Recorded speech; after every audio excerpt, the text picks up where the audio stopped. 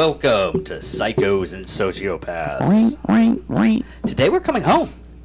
We're talking about Faryion Edward Wardrip. Yeah, Faryion Edward Wardrip. And he killed most of the women here in Wichita Falls. Some of them were in one woman was in Fort Worth.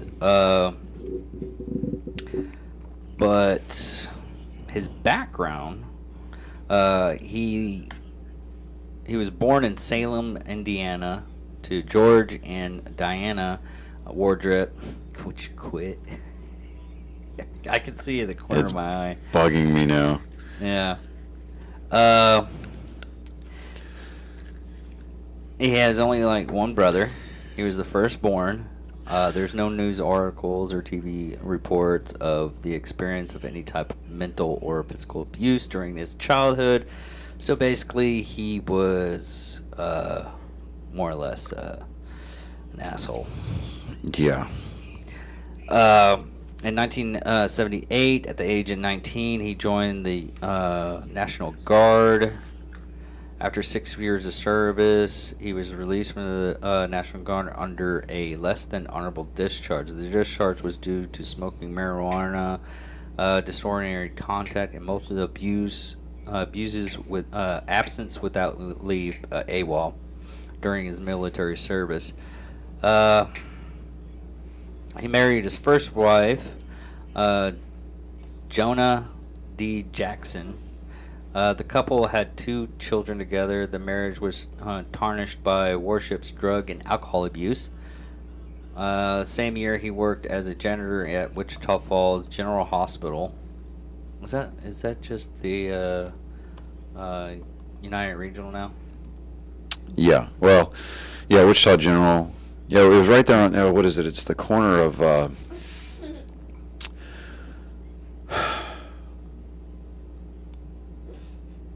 Broad and 11th Streets. But I mean, it's all it is just a grass field now. Really? Yeah, because I mean, they tore that whole Wichita General down. Because Colin was born at Wichita General. We've got a brick from there because when they all tore it down and everything like that, people were just going grabbing bricks and. Oh, okay. That's so cool. he's got a brick in my storage unit from that hospital. But as soon as they tore that, because they started shutting Wichita General down when United Regional set up their new Breadwell Tower and bought Bethania, and they combined the 2 campuses with that sky bridge. Oh, yeah. Well, after 12 months, he was promoted from janitor to orderly due to his addiction.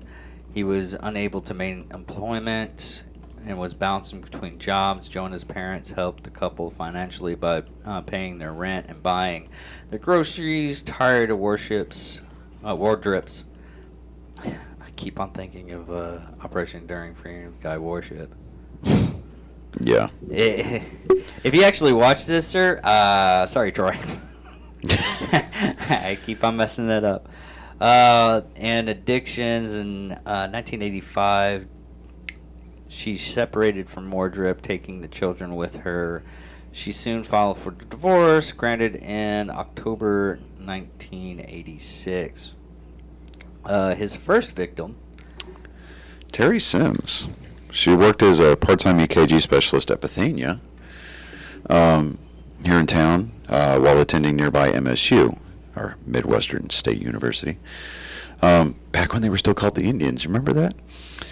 Sims and a coworker, Lisa Boone, had finished working their evening shifts at the hospital around 11 o'clock that night on December 20th of 84. They left work. Sims rode with Boone to a mutual friend's house to exchange Christmas gifts. Sims was planning on spending the night at Boone's residence on Bell Street so Boone could help Sims study for her final exam the following day. Unexpectedly, Boone received a call to return to the hospital to work the midnight shift. She drove Sims to her residence and gave Sims the key to her apartment, dropping her off at about 12:30 in the morning on December 21st. At 7:30 a.m. that same morning, Boone returned home after working a double shift at the hospital. After repeatedly knocking on the locked front door and receiving no answer, Boone went to the landlord and was given the key to her residence. When she gained entry, she saw that the living room had been ransacked. Boone immediately ran back to her landlord's residence, asking for help to find her friend Terry. The landlord entered the apartment and found Sims lying on the bathroom floor in a pool of blood. She had been sexually assaulted and stabbed to death. While Boone was away at work, Sims had heard Wardrip causing a disturbance and went outside to investigate.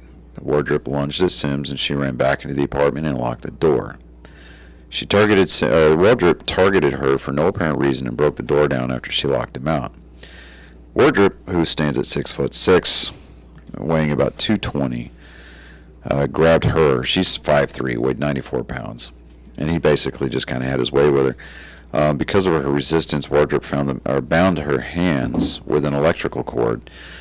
Sims was estimated to have lived several minutes after the attack was over. Police officers preserved a semen sample and found a fingerprint found on Sims' shoe for future analysis. Over a decade later, the print and semen were positively identified to be those of Wardrip. She's buried out there at Crestview.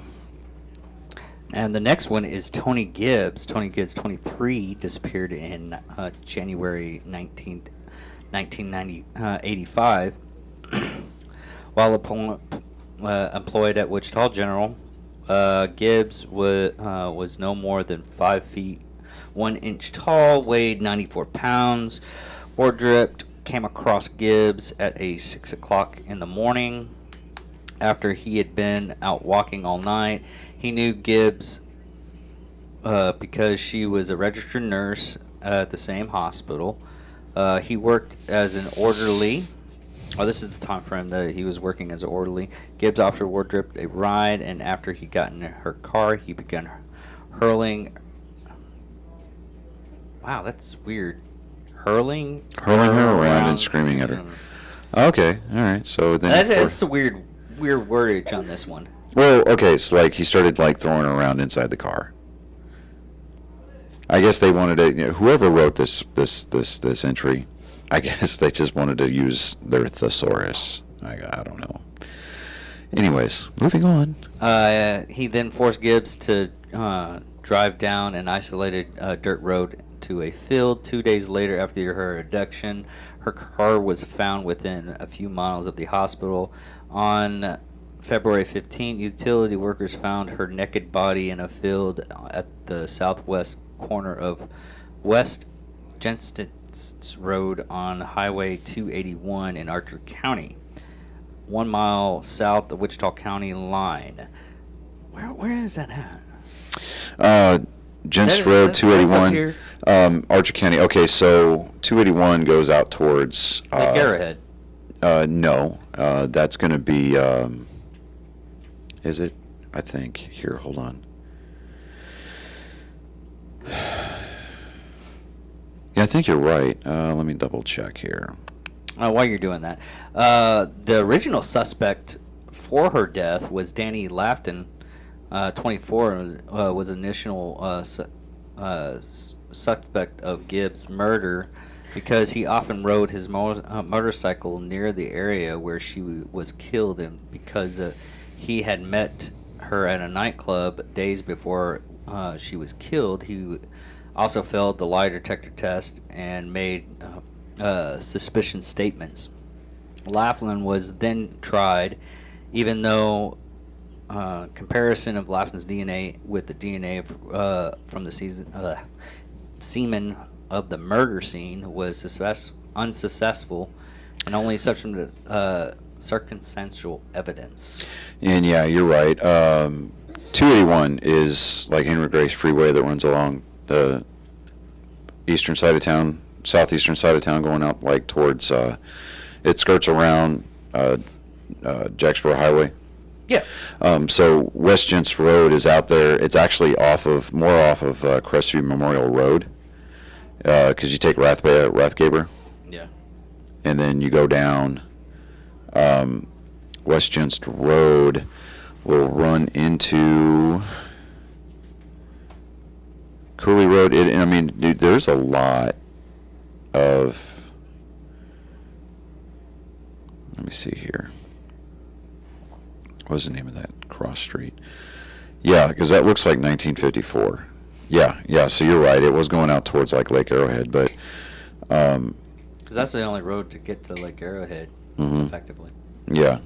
Yeah, and to Archer City. I think that's over by the. Well, no, Archer City's going the other way. So if you're taking 1954, you're going out towards like Scotland, Windthorst, and Jacksboro. Yeah. Archer City's on 79, going back the other way. Okay. Yeah. The next victim was not in the town in Wichita Falls. It was actually in Fort Worth. Deborah Taylor, 2 months after he murdered Gibbs, he traveled to Fort Worth, Texas, and was initially looking for a job in Fort Worth. He met 25-year-old Deborah Sue Taylor in the early mornings of March 24th, 1985, while at a bar on East Lancaster Street. Taylor had been at the bar with her husband, Ken Taylor, but Ken left early because he was tired. Deborah remained at the bar. Wardrip approached Taylor and asked her to dance. She accepted his request, and two spent the time together in the club. He then asked her to drive her home, which she agreed to. While outside, Wardrip attempted to make sexual advances, which he was rejected. This frustrated Wardrip, and he killed Taylor, leaving her body at a construction site in East Fort Worth. When Deborah failed to return home the next morning, she was reported missing by her husband. Her body was found by two construction workers on March 29th, 1985. Taylor's murder was not believed to be related to the other four cases until Wardrip confessed to doing the killing in 1999. So, yeah, and then his next victim, Ellen Blau. I think I'm saying that right. Blue. It's pronounced blue. Blue? Okay, fine, whatever. September 20th, 1985. Yeah, I say whatever. Okay, Ellen Blue. All right, thank you. Your name deserves to be said properly. All right, September 20th of 85, Wardrip, he abducted her in Wichita Falls. The abduction, I cannot talk. The abduction occurred as Blau was walking alone to her vehicle. She was also a student at MSU. Once he abducted her, he forced her to drive to a secluded area where he eventually killed her by strangulation. He stated in a cold case file episode that he had actually broken her neck. Leaving her body in the secluded area, he drove her car back into Wichita Falls, abandoning it along with her purse. The blood was also discovered on the inside of the vehicle. County road crew employee found her body in a field in Wichita County on October 10th of 1985. Once her body was found, it was in a very advanced state of decomposition, to the point where she could only be identified using dental records. They're not really sure if she was sexually assaulted or not, because her underwear had been pulled down, but because of the condition of her remains, they couldn't do any accurate testing. There was no semen samples available. One of her friends had lived in the same apartment complex as Wardrip, and she had stated that she had felt uncomfortable around him. She was buried at the Benai Jacob Memorial Park in New Haven, Connecticut. Her date of death is listed as September 20th of 1985. So they put her date of death as like the date that she got abducted, but and then that leaves one more. I'm trying to see. Well, you figure that one out. Tina Kimbrough, on May 6, 1986, he killed the 29-year-old Tina Kimbrough, a waitress he had recently befriended. He went to her apartment and suffocated her with a pillow because she reminded him of his ex-wife.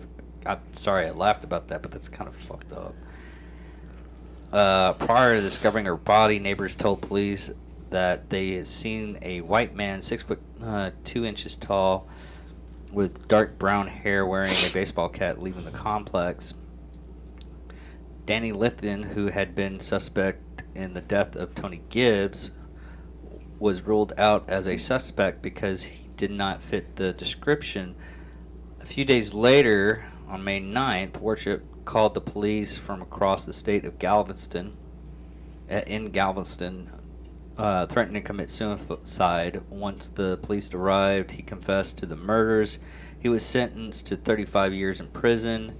He was paroled in December 1997, and he moved to Onley, Texas, where he remarried and became an active supporter of local church, gained a good reputation. He eventually got a job as a screen door facility. Screen doctor. He got a good job at a screen door factory. Oh, screen door factory. Yeah, there you go. Tina Kimbrough, she's buried in the Wilbarger Memorial Park in Vernon. Now on the one note though, he was re-prosecuted, and once they matched up the DNA from the other 3 murder scenes. 4. Yeah, they rearrested him. And they were like, okay, hey, look, we know that you did time for this other one, but get back to the shop. Yeah, we got some news for you there, guy. Which I'm surprised in Texas, he didn't get the death penalty, because he got life without parole. Well, he's on death row. 3. It says that he's on death row. He's in prison on death row as of early of 2018. Oh, okay. They must have gotten better evidence. But, yeah, because he was sentenced to death in '99, and then they tacked on 3 more life sentences that same year. So I mean, they gave him the death penalty for one of the 4 murders that they went back and arrested him for. But it's kind of, I don't want to say it's cool. It's kind of shocking. Adds a dimension of realism, knowing that some of these victims are buried around this area. Yeah. Like Terry Sims, she's buried over there in Crestview. Let me see here. Not Deborah Taylor. Tina Kimbrough, she's buried over there in Vernon, 45 minutes down the road. Yeah. And they did what the cold case files they're talking about is the TV show on A&E. Yeah. Killer in the Country. He was, if you look at season 1, episode 16, that air date of March 2001, and it's also a forensic file, season 7, episode 25, Sip of Sin. But they also did, they have a couple of books on him, true crime books. One of them's called Body Hunter. Dark Dreams, a legendary FBI profile exam of homicide and criminal minds. Chapter 11 profiled Wardrip crimes. Now, the thing about this guy is he's like most serial killers, that he wanted a little bit more, what do you call it, control? Yeah, control, but he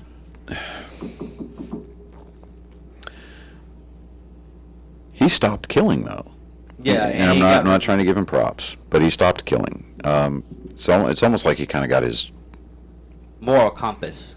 Yeah, he found the moral compass. It's more or less like Ed Kemper. Yeah, Ed Kemper. Because once he got out on parole, he moved. Like I said, he moved to Olney, got remarried, became an upstanding member of the church, and just tried to recontribute to society. But these other murders that he didn't talk about, they came back to haunt him, because the cold case. This is back when the Wichita Falls Police Department actually did their job. They went and, they investigated these cold cases, and they had the forensic evidence, and they were able to tie these other murders to him. They knew where he was at based on the parole Well, database. I think it's more or less the DNA evidence was actually more. It could be proved as a yeah, but nowadays. it still took the initiative and the wherewithal and the cognitive capacity of the investigating detective or detectives assigned to that cold case. Yeah. To actually put A and B together. Whereas now it's just like, oh, well, in my mind it makes sense, so here's what I'm going to do. And it's like, man, anyways, I'm not going to get on the tangent of bashing the local police department, but because, there are good cops in this department, but for the most part, yeah, we'll just let your imagination do the work there. But with that being said, yes, I must restate that Angry Me Productions, we are a big supporter of police and first responders, so don't get that twisted. Anyways, moving on. Yeah, that's really all we got. You know what I would like to do at some point is, like, some of these serial murders that are here, that are at least within driving distance where they're incarcerated. Like, I don't know, we do a profile episode on them, and then we go interview them. He's really far away. Yeah, I know, but where is he? Where is he? Livingston. Livingston. I'm looking up the how far away it is. Livingston, Texas is like 351 miles from here.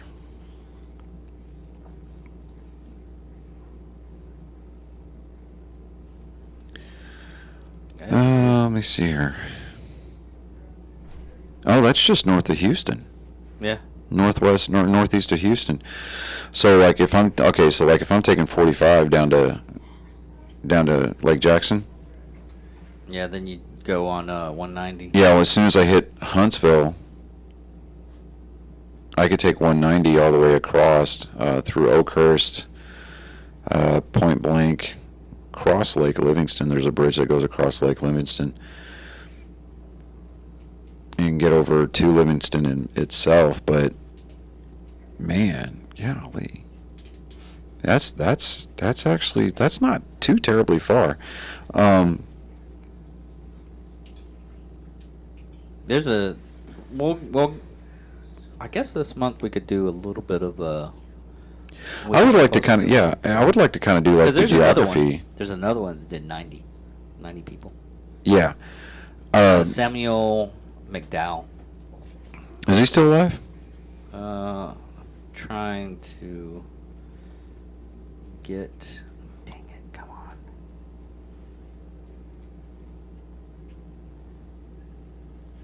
on. It was kind of recent. I'm trying to get his name on here.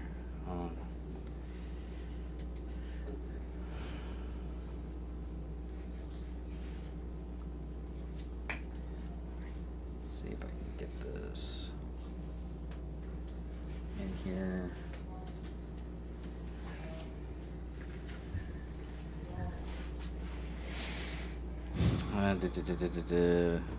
Nah, he's dead.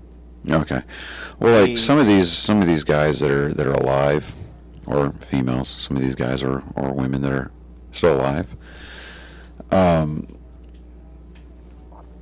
think why is it coming up Samuel Little?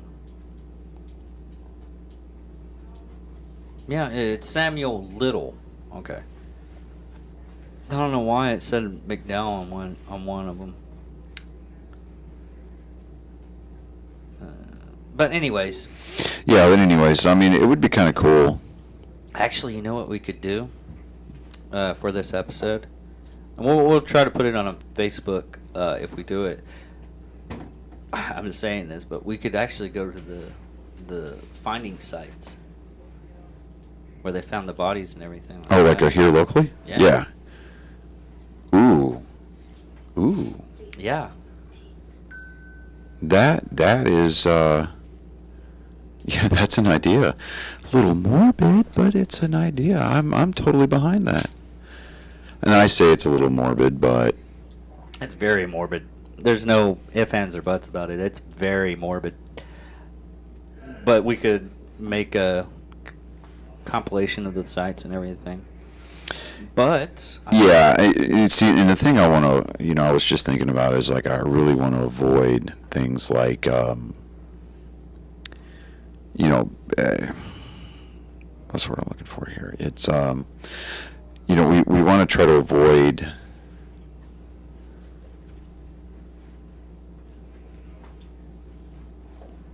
Because it would probably just become like a tourist trap type thing. It would, but if we do that, where like we go to the finding sites, it's more about memorializing the victims than it is idolizing the killer. Exactly. Yeah. So, yeah. I mean, I'm down for that. So, absolutely. Yeah, we could probably do it next weekend. Yeah. Yeah, we could definitely do that. Because I was thinking about. Because the Thor race is next weekend. Is it really? It is. And I was thinking about it, and I was like, man, I kind of want to do it, but at the same time, and not so much. I don't know.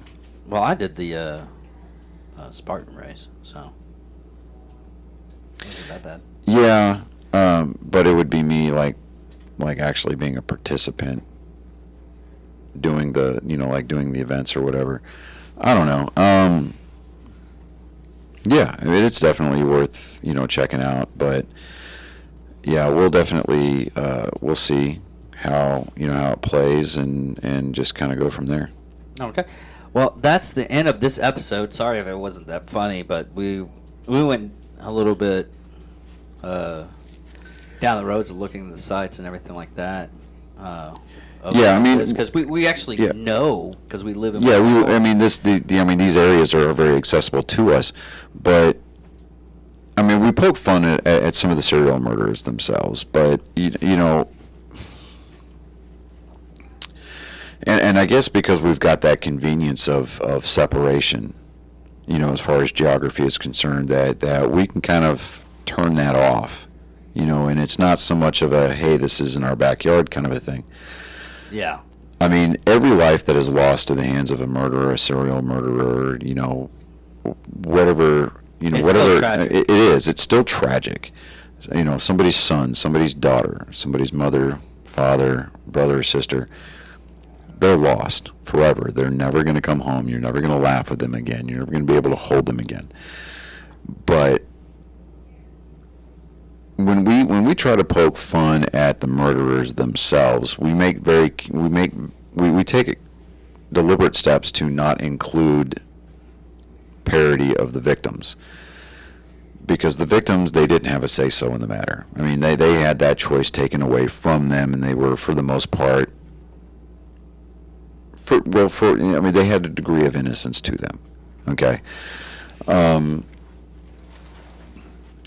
But with the serial murderers, with the perpetrators of those heinous acts, I mean, when we poke fun at their appearance, their background, their upbringing, what have you, a lot of that is the byproduct of our dark coping mechanisms to, try to help ourselves process that.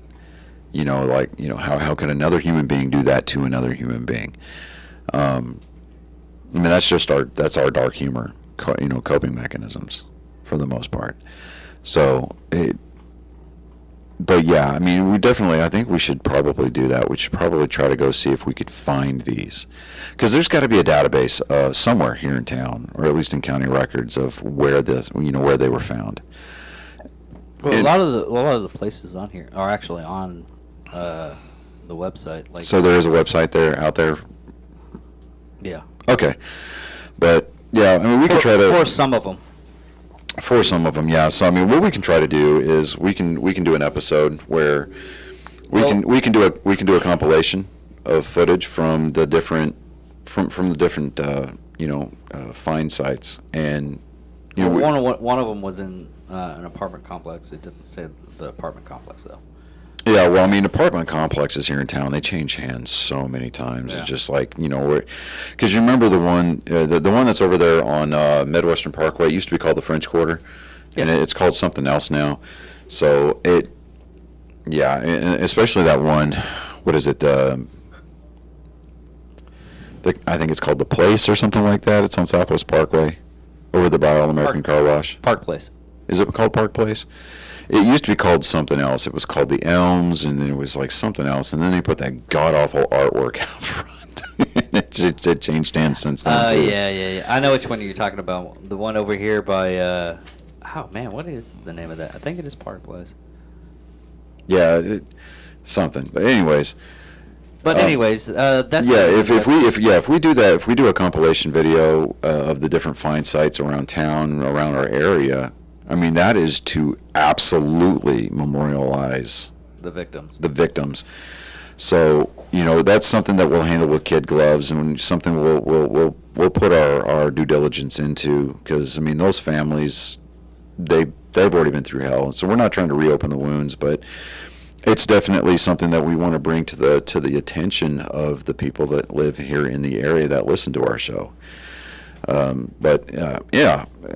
that, I think that's all that we got for this particular episode. Well, I am David Dickerman. I'm Johnny Skelton. And be safe out there, people.